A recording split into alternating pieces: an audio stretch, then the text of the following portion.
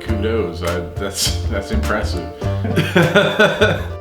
My name is Stephen Henry. I'm from Maryland technically, but I moved to Florida when I was 1. I live in like the Tampa Bay area. I live in a little like exurb called Largo. When I was born, I was actually born with a birth defect. I was born with congenital nystagmus. It's something that typically affects albino people. What it is basically it's really hard. It was really hard as a kid to focus my eyes, and so I got bullied for that, and I had a lot of problems for that. I come from a relatively small family. It was mom, dad. I was lucky in that way. A brother, older brother.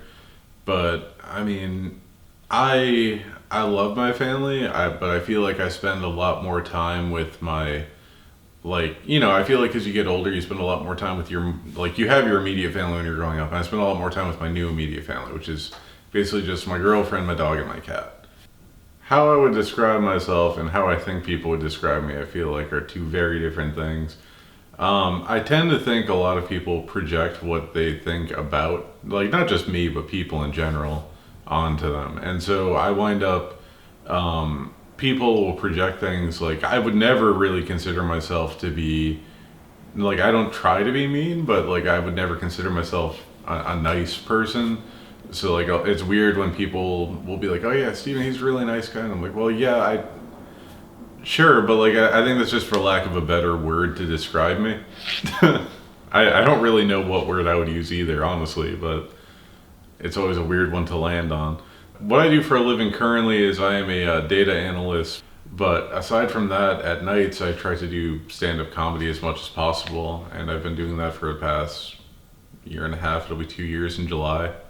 I like comedy because it's nice to be able to make people smile, make people happy, because I've dealt with depression most of my life, and the thing that helped me the most with depression was watching stand-up comedy, listening to stand-up comedy, watching sketch comedy shows, watching comedy movies. All of that stuff really helped me get through the depression, get through some of the more dark times. So I like doing stand-up because it allows me to, I hope at least in some way, bring that to people, even if it's just for a couple minutes at a time. For me, with how I view life, it's always through some level of distortion because I've had depression my whole life.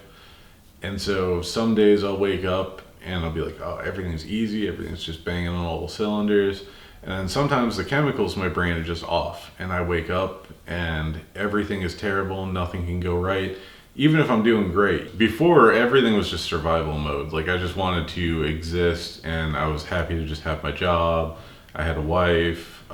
We didn't have any kids, thankfully. And I was just trying to get by. I don't want to have to balance my job against stand-up. I don't want to have to balance my day job against my dream. I just want to get to the point where I can do just one or the other, and I definitely don't want the one to be my day job.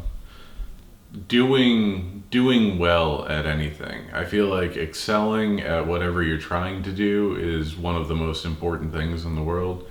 I often ask people when they are doing any activity, why would you ever do it if you're not going to give it 100%? Why would you even want to do it if you're not going to challenge yourself to rise up and be better at it?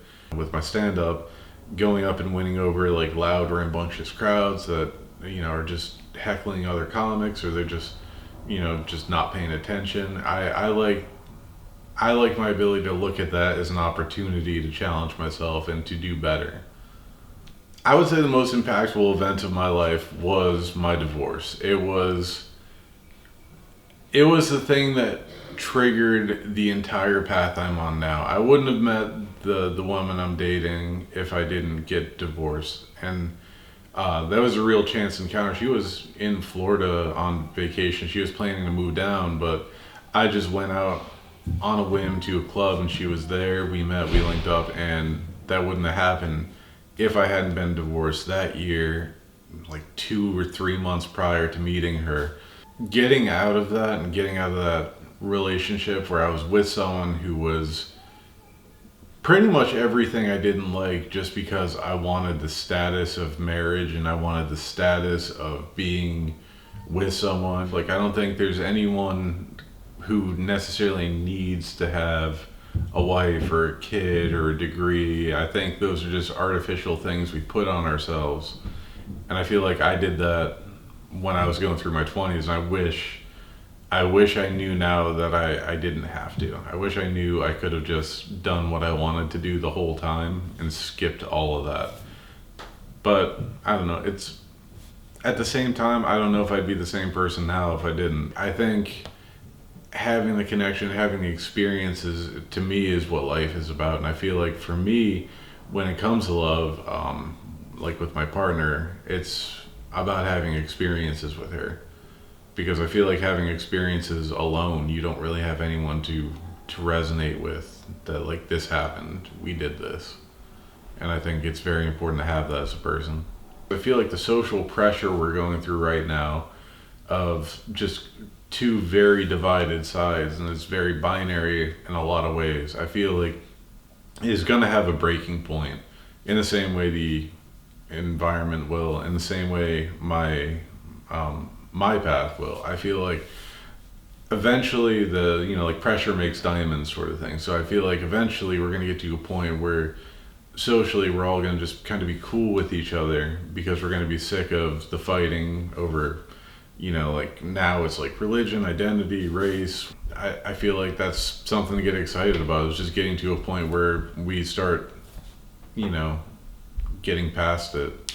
One of my favorite songs has to be, and it's just because of how moving it is to me. I think it's a very beautiful song, and I find meaning in it from,